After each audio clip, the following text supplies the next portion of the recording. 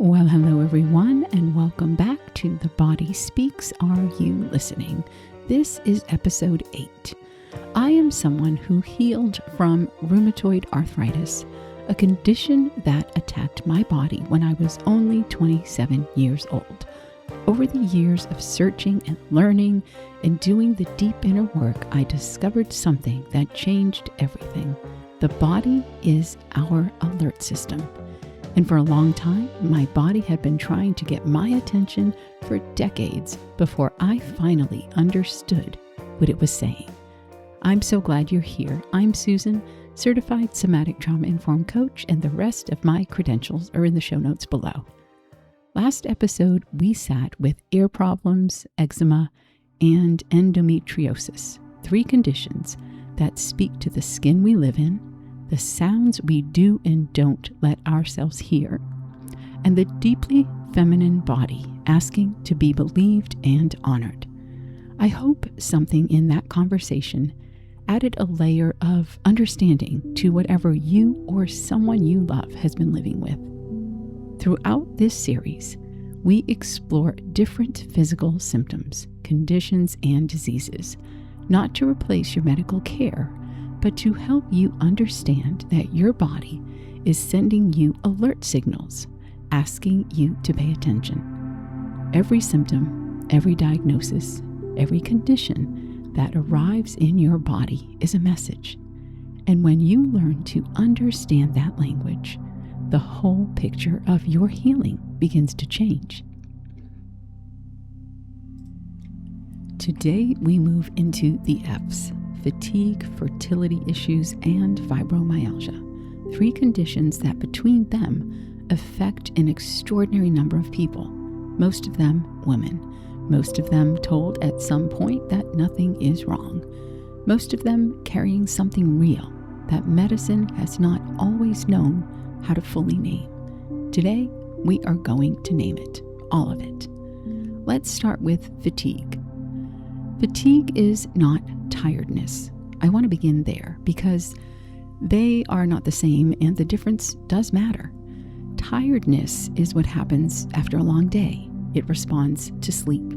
You wake up and the tiredness is gone, or at least reduced. Fatigue is different.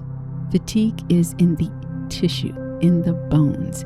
It is the heaviness that does not lift regardless of how much you sleep. The sense that your entire system is running on a kind of reserve power that is always just barely enough and never quite full. In my work, I see fatigue most commonly in 2 specific populations. People who have been in a long-term, emotionally demanding relationship where the constant hypervigilance, the walking on eggshells, the managing of another person's emotional world has run the nervous system's battery down to almost nothing. And people who have spent years being everything to everyone, the caretaker, the fixer, the one who holds it all together, without anyone ever truly holding them. The adrenal glands, which produce cortisol and adrenaline in response to stress, are remarkable in what they can sustain, but they are not designed for decades of chronic threat. When the stress is constant, not dramatic crisis stress, but the low-grade, daily, relentless stress of a life that never fully feels safe, the adrenal system eventually begins to deplete. The hormones that are supposed to provide energy and resilience begin to run thin, and the body, without these hormones available in the amounts it needs, runs at a fraction of its capacity. Fatigue is often the body's honest accounting of what it has been asked to do without adequate rest or support or replenishment. It is not weakness, it is mathematics. You cannot keep withdrawing from an account that has never been deposited into and expect the balance to hold. In IFS terms, fatigue often arrives when the system's managers, the parts that have been holding everything together, presenting competence to the world, making sure nothing falls apart, finally run out of the resources they need to keep it running. It is not a collapse. It is a slowdown, a dimming, the body's way of saying, we cannot continue at this pace without something changing. So the question worth sitting with is, what has been running continuously in your life without adequate pause for longer than you want to admit? And what would genuine rest, not just sleep, but the deep restoration of a nervous system that finally feels safe, actually look like for you? Now, the chakra connection with fatigue primarily involves two energy centers, the solar plexus and the root chakra. The solar plexus is upper abdomen, and it's our center of personal power, will, and metabolic energy. Chronic fatigue that comes from overfunctioning, overgiving, and suppressing personal needs is almost always a solar plexus depletion. The fire that should be burning here has been used up in the service of others or in the effort to hold things together in an environment that was never safe enough to rest in. And the root chakra, our foundation and sense of basic safety.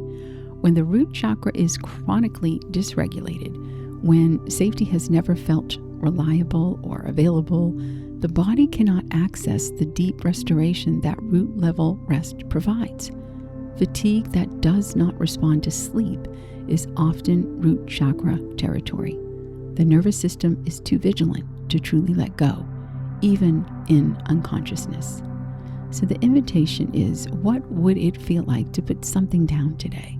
Not everything, just one thing you have been carrying that is not yours to carry alone. And perhaps the life lesson with fatigue is when it persists despite rest, often carries a life lesson about the difference between doing and being, about learning that your value is not in your productivity, that you do not have to earn your place by being exhausted in the service of others.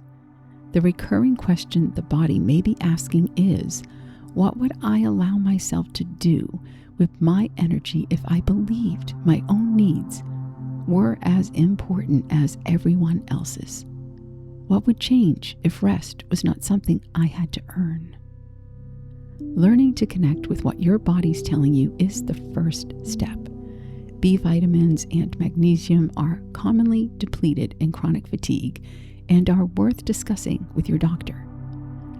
Aptogenetic herbs such as ashwagandha support adrenal recovery, and the nervous system practices woven throughout this series, the extended exhale, the somatic grounding, the vagus nerve work, are directly restorative to the adrenal system when done consistently. Now let's talk about fertility issues. Fertility is one of the most emotionally charged areas of a person's life. Everything in this section is offered alongside medical care with the deepest respect for how tender and complex this journey is. There's no blame here. There is only an additional layer of understanding that I offer with love. The relationship between the emotional body and fertility is one that science is only beginning to catch up with. Though traditional healing systems have known it for thousands of years, the reproductive system is not separate from the nervous system. It is intimately connected to it, regulated by many of the same hormones, affected by the same stress response, and shaped by the same emotional environment that shapes everything else in the body. When the nervous system is in a chronic state of threat, fight, flight, freeze, or fawn, the body makes a very specific physiological decision. It prioritizes survival over reproduction. This is not a malfunction.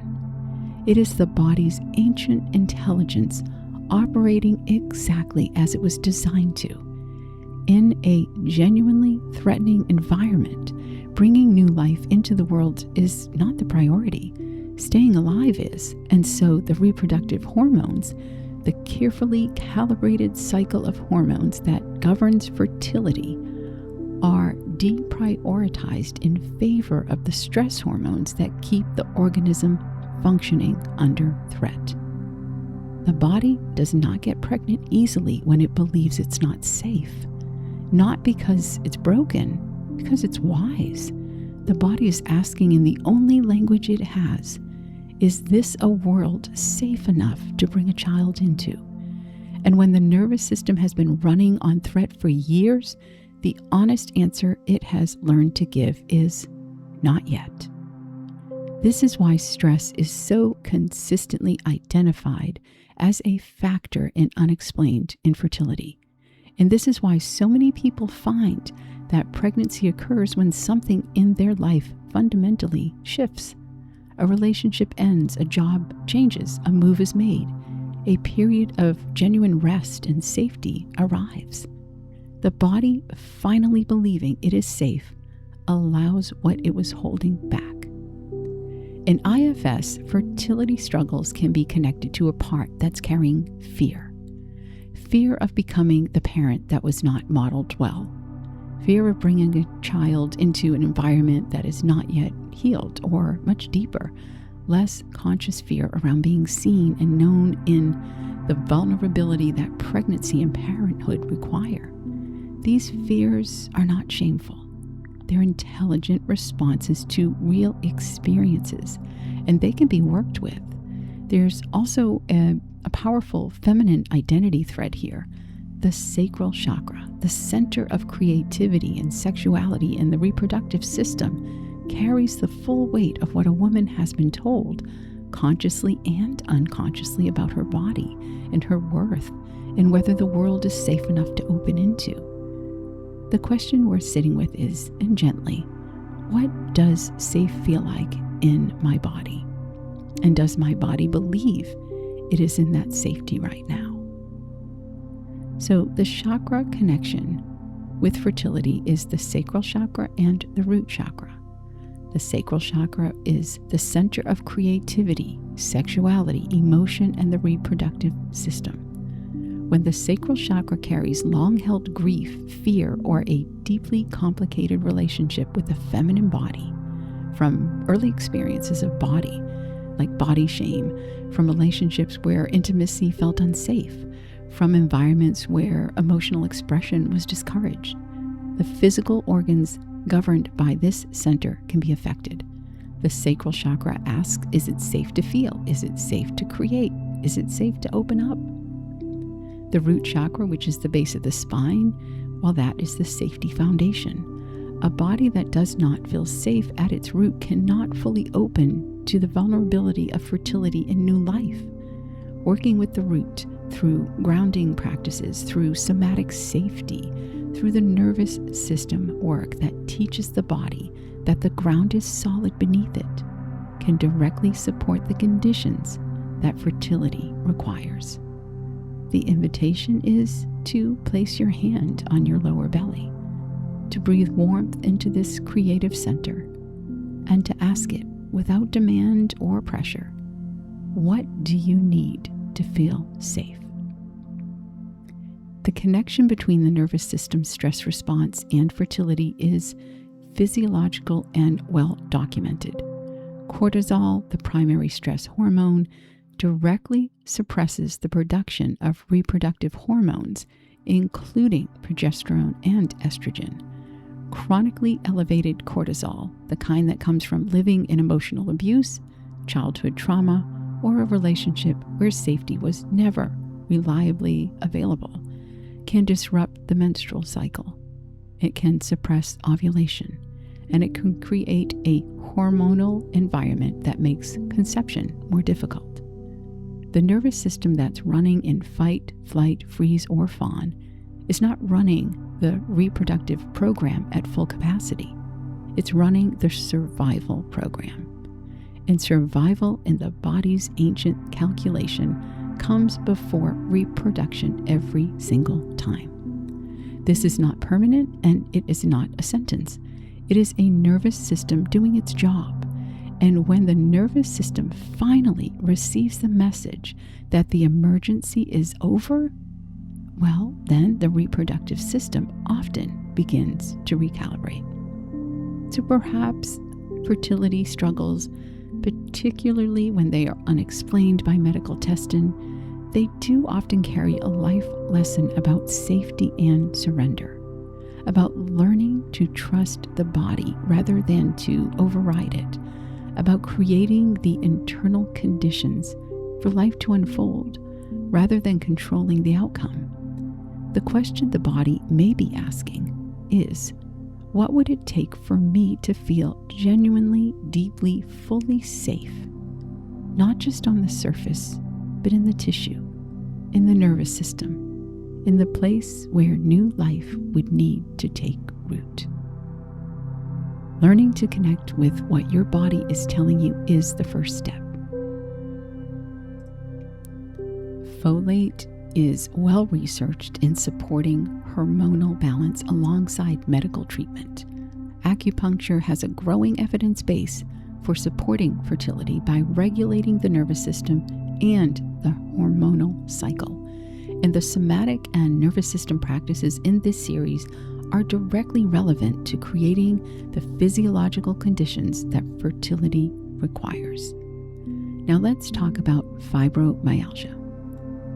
If you are living with fibromyalgia, you have almost certainly been told at some point that nothing is wrong, that the tests are normal, that it might be anxiety, that you are imagining the pain or exaggerating it. This section begins with an unambiguous statement. The pain is real, the condition is real, and the connection between fibromyalgia and emotional trauma is one of the most well-documented and least discussed relationships in medicine. What follows is offered to validate, never to blame. Fibromyalgia is a condition characterized by widespread musculoskeletal pain, profound fatigue, sleep disruption, and cognitive difficulties, often described as brain fog. It is estimated to affect between 2 and 4% of the population, with the vast majority of those diagnosed being women. It is notoriously difficult to diagnose because its mechanism leaves no visible trace. No inflammation on imaging, no abnormality on blood work, and this invisibility has led to decades of dismissal, misdiagnosis, and the particularly cruel experience of suffering from something real that the medical world often could not fully confirm. But here is what the research is now clearly showing. The pain in fibromyalgia is not imaginary, and it is not psychosomatic in the dismissive sense that word is often used. It is neurological. It is the result of something called central sensitization, a process in which the central nervous system, the brain and spinal cord together, has its volume control for pain turned permanently up. The pain signals are amplified at the level of the nervous system itself. Sensations that would not register as painful in a non-sensitized nervous system are perceived as acutely painful. The whole system has become hypervigilant, and it is registering as a threat everywhere. Fibromyalgia is, at its neurological root, hypervigilance that has moved from the emotional world into the tissue. The nervous system that spent years scanning for danger, bracing for impact, staying alert to every shift in the emotional atmosphere, has eventually sensitized to the point where the body itself becomes the source of the signal it has been waiting for. And here's the connection that I believe is one of the most important things this series will say. Research now shows that 84% of people with fibromyalgia experienced one or more traumatic events before the onset of their pain. A study in 2022 found that 88% of women with fibromyalgia had experienced childhood trauma. And across multiple studies, emotional abuse consistently appears as the most prevalent form of trauma in fibromyalgia populations, more common even than physical trauma. And this is not a coincidence. This is the body keeping the score in the most precise and faithful way it knows. The child or adult who grew up in or spent years inside an emotionally abusive relationship developed a nervous system that was always on alert, always reading the room, always anticipating the next shift in the atmosphere, always bracing, scanning, preparing. That nervous system did not get the signal that the threat had passed. It kept running the alarm system. And over years and decades, that chronic alarm state does something specific to the pain processing pathways. It sensitizes them. It turns up the volume until eventually the whole body is running the threat signal. Not because there's a new threat, but because the system has been in threat mode for so long, it no longer knows how to run any other program. Fibromyalgia is not weakness, and it is not imagination. It is what happens when a nervous system that spent years protecting you from very real danger finally loses its ability to distinguish between the past threat and the present moment.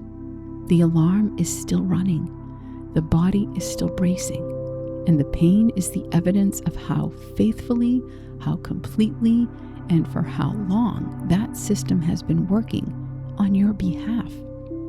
I want to name each of the 4 nervous system responses and their specific contribution to fibromyalgia picture, because understanding which response you lived in can help you understand what your body is now holding. So let's talk about those. Fight. If fight was your primary response, if you were someone who pushed back, who raged internally even when you could not rage externally, who held the tension of wanting to fight and being unable to, that suppressed fight energy accumulates in the muscles. The tension, the bracing, the readiness that never had a safe outlet. This is why fibromyalgia pain so often lives in the muscles and soft tissue. The fight that was never completed is still there. And what about flight? If flight was your pattern, the constant mental escape, the hyperactivity, the busyness that never allowed stillness because stillness felt dangerous. The nervous system running in flight mode keeps the body in a state of perpetual mobilization. The muscles are always ready to run. They never fully release. And over time, that readiness becomes its own form of chronic pain. And what about freeze? If freeze was your primary response, the going still, the going quiet, the functional immobility that looked like calm from the outside while everything inside was locked down. The freeze response is the one most associated with fibromyalgia's specific quality of pain. The body that has been frozen in threat for years does not move freely. It is rigid where it should be fluid, painful where movement should be easy, exhausted by the effort of remaining still in the face of what it could not escape. And then there's Fawn. If Fawn was your pattern, the constant accommodating, the self-erasure, the vigilant monitoring of everyone else's state in order to manage the atmosphere. The Fawn response asks the body to hold its own needs, its own pain, its own signals in permanent ambience. The body that has been taught to disregard its own messages in service of managing someone else's eventually loses the ability to trust its own signals. All that people-pleasing just to keep the peace. And when the signals finally break through, they come through as fibromyalgia's characteristic amplification. They are louder, more widespread, more impossible to ignore than anything that came before. So what is the chakra connection with fibromyalgia? Well, the first one is the root chakra, which is the foundation of safety and the regulation of the threat response. A root chakra that has been chronically dysregulated from childhood environments where safety was unpredictable, from adult relationships where threat was the baseline, cannot provide the nervous system with the grounding signal it needs to come out of hypervigilance. The root is the off switch for the alarm. When the root has never felt safe, the alarm never fully stops. And the other one is the solar plexus chakra, personal power suppressed over years. In fibromyalgia populations, the pattern of suppressed self-expression, suppressed anger, and chronic self-denial is almost universal. The solar plexus, the center of authentic will and self-trust, has been systematically overridden. The body holds what the self was not allowed to express. And this also affects the crown chakra, the cognitive symptoms of fibromyalgia, the brain fog, the difficulty concentrating, the sense of disconnection from one's own thinking, often correspond to crown chakra disruption. The mind that has been in crisis mode for years loses access to the clarity and spaciousness that the crown provides. So the invitation is to place both your hands on your body wherever the pain lives most consistently right now. Not to fix it, but to acknowledge it and to say, I hear you.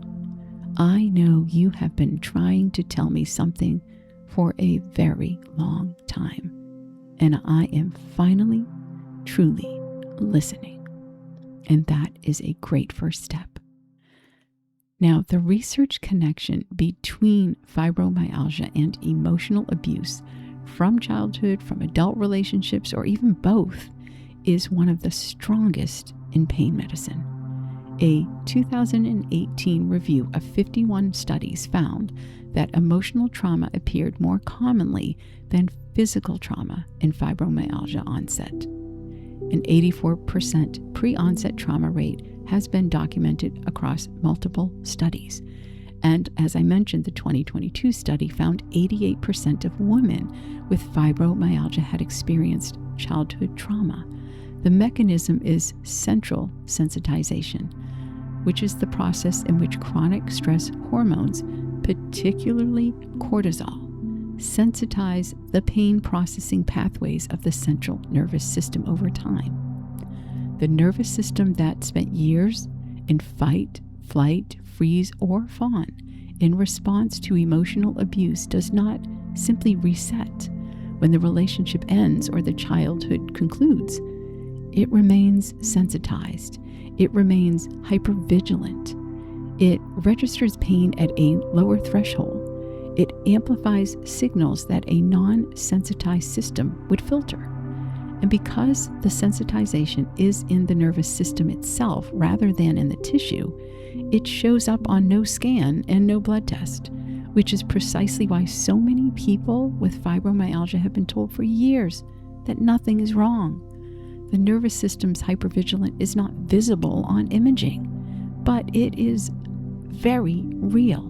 And now it is documented and it has a history. For anyone with fibromyalgia reading this, the nervous system that created your pain was protecting you. It learned to be this vigilant in circumstances that required it. And that same nervous system, when given safety and time and space and love and breathing and support, has the capacity to recalibrate and begin healing.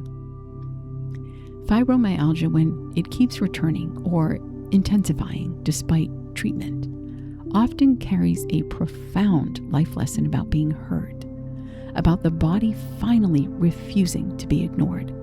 For many people with fibromyalgia, the pain arrived after a lifetime of not being believed, not being listened to, being told their feelings were too much or their needs were inconvenient. The body, exhausted by being the one thing in the room that could not be gaslit, eventually turned up its own volume until it became impossible to ignore.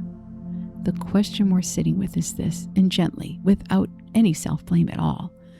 What has been trying to be heard in you for as long as you can remember? And what would it feel like to finally listen to it? Not through the pain, but directly with compassion before the body has to speak this loudly. Learning to connect with what your body's telling you is the first step. The most evidence-based approaches to fibromyalgia all involve working with the nervous system directly. Gentle movement, particularly walking, swimming, and yoga, supports nervous system regulation without overstimulating sensitized pain pathways. Magnesium has research behind it for both pain and sleep. Anti-inflammatory nutrition supports the whole system.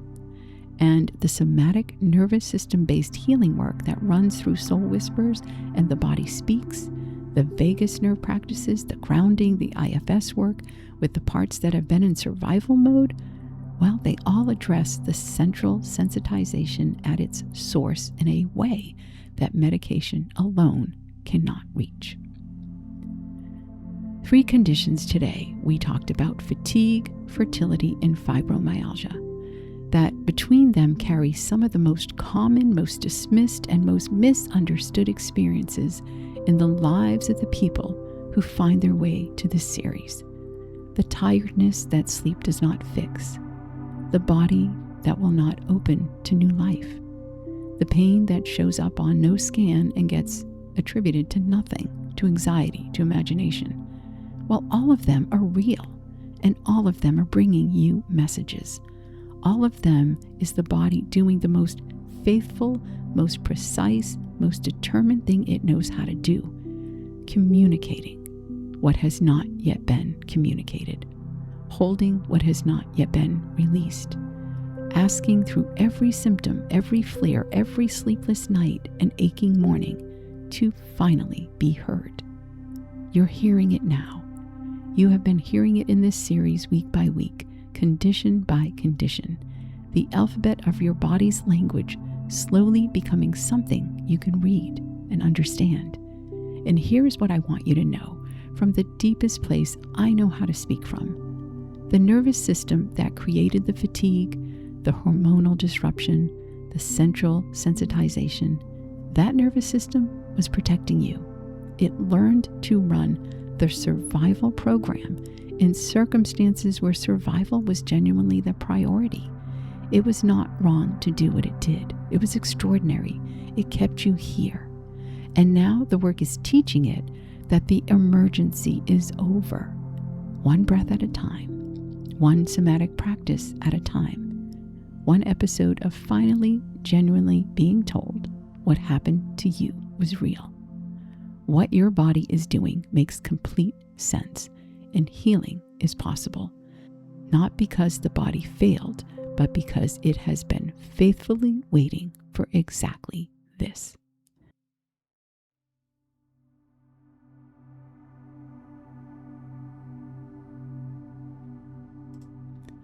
Now let's begin your guided meditation. Find a comfortable position.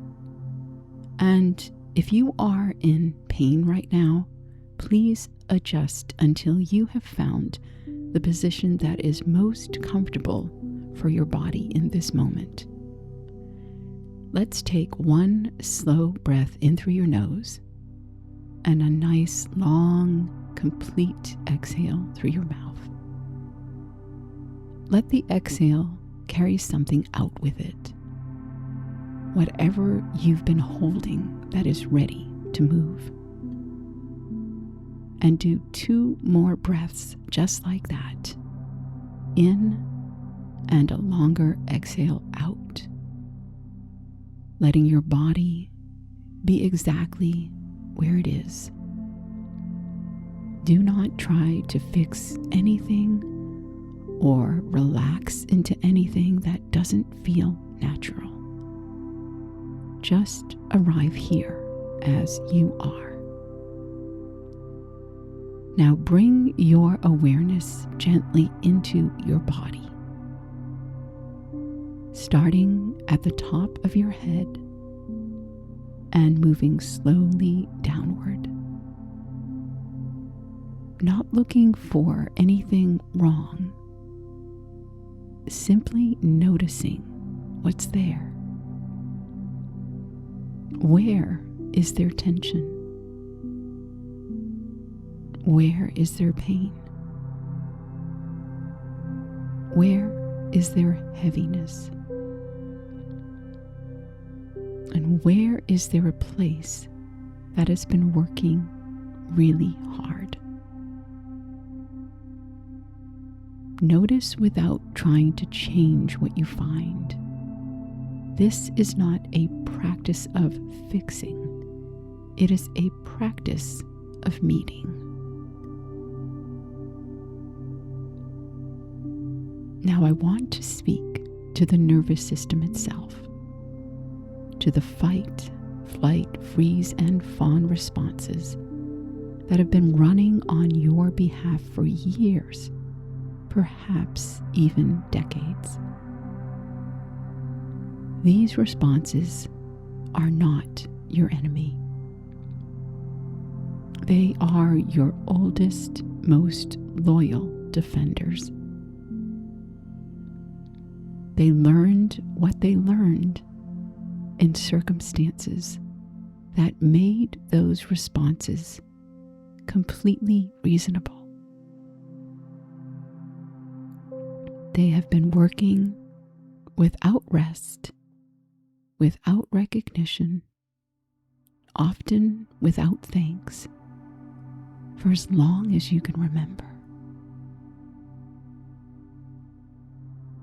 Now, from your higher self, from the calm, steady, wise part of you that has always been here, underneath the survival responses, allow that higher self to speak to those parts now,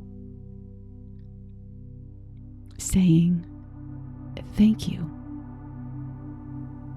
Thank you for every time you fought when fighting was the only option.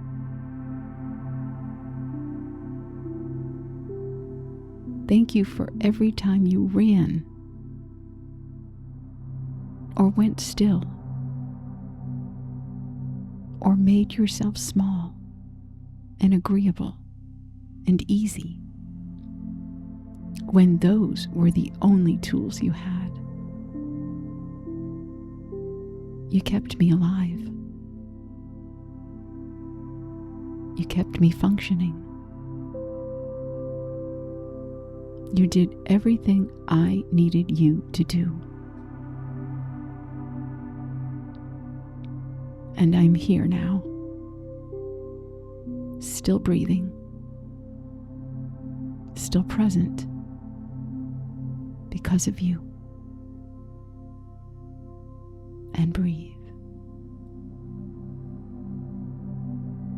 And now, gently, without demand, without expectation, offer them something they may never have received. Offer them permission to rest. Not permanently, not all at once, but just right now, in this moment, in this breath. You do not have to keep scanning. You do not have to keep bracing. You do not have to keep the alarm running for just one moment more. The emergency is over, or it is ending, or it is in the process of ending. And you, my nervous system, my extraordinary system that has protected my life,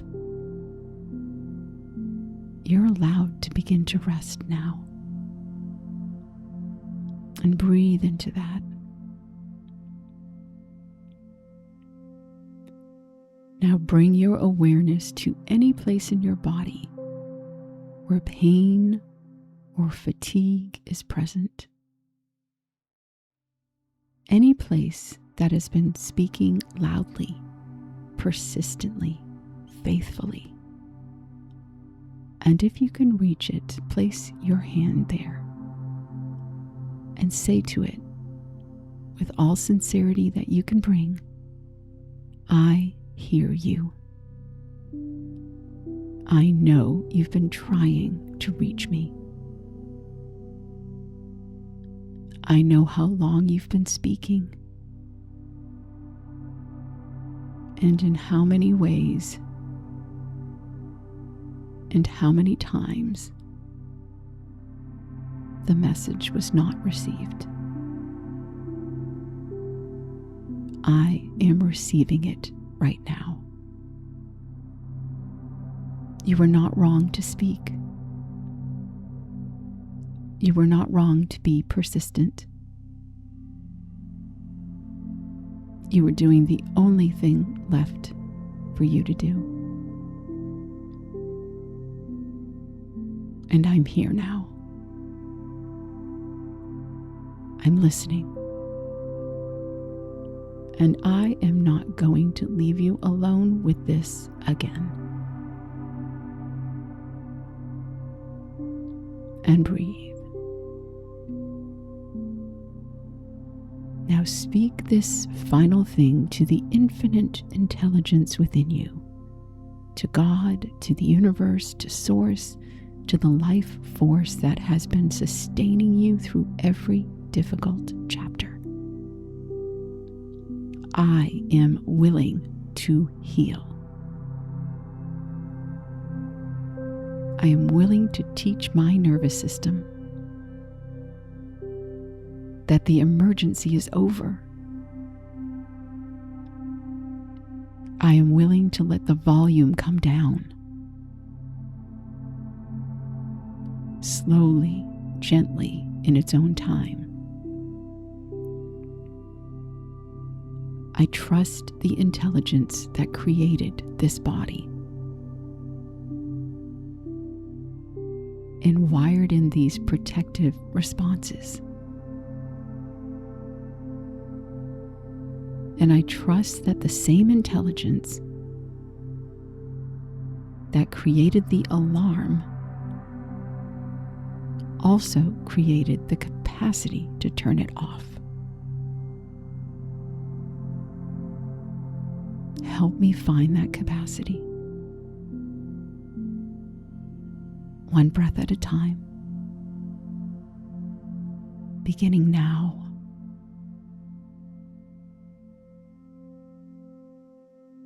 Just allow your body to just flow into that release. Flow into that acceptance.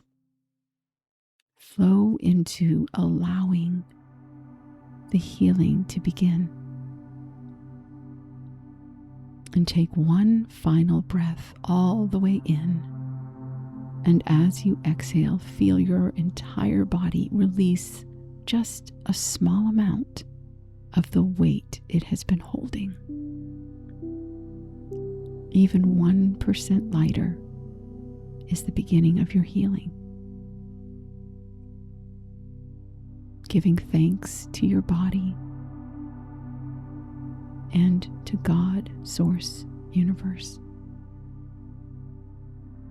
And when you're ready, you can gently and slowly come back to the present time and open your eyes. Today we talked about fatigue, fertility, and fibromyalgia, 3 conditions that have been dismissed, minimized, and misunderstood in the medical world for far too long. And 3 conditions that, when we understand the nervous system story underneath them, begin to make complete and profound sense. If you've been living with fibromyalgia and you have never been told before that the research links it to emotional trauma, to the chronic nervous system responses of fight, flight, freeze, and fawn, I want to say this clearly. You were not imagining it. You were not weak. You were not broken. Your nervous system has been protecting you in the only way it knew how. And the very sensitivity that makes fibromyalgia so painful is the same sensitivity that, when supported rather than suppressed, becomes one of the greatest gifts a human being can carry. Next episode, we continue into the G's. We will be talking about grief, gout, gut health, and guilt. 3 more conditions that, when you understand the emotional root beneath them, will never look random again. And you can find me here every week offering you a safe place to land. And also, you can find me every Sunday offering you soul whispers coming home to you. And if you are interested in connecting with me, the link for my website is below.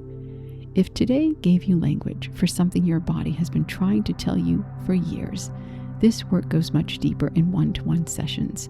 The connection between nervous system dysregulation and chronic physical conditions is one I work with directly in every private session. Remember, the doctor dresses the wound, and the infinite healing intelligence within you does the rest. Before you go, I would love to hear from you in the comments. Did something land today that you have been carrying for a long time without language for it? Tell me what may have shifted. Your words matter to me and to the person scrolling past who perhaps needed to see that they are not alone.